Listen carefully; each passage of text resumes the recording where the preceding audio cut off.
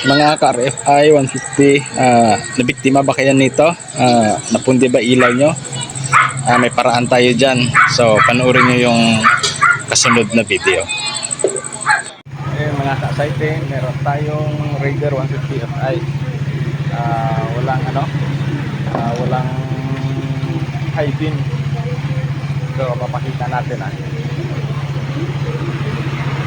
Park light,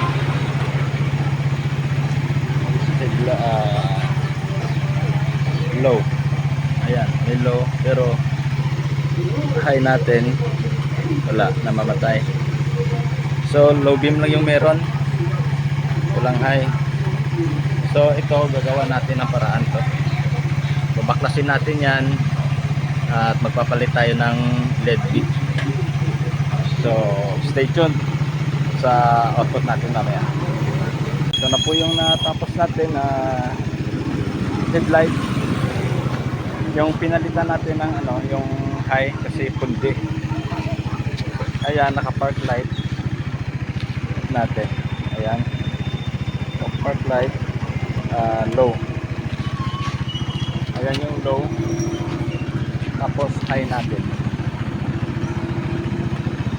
Ayan po yung high. Iba na yung iba na yung LED na ginamit natin. So makikita natin dyan sa yung sa sinag,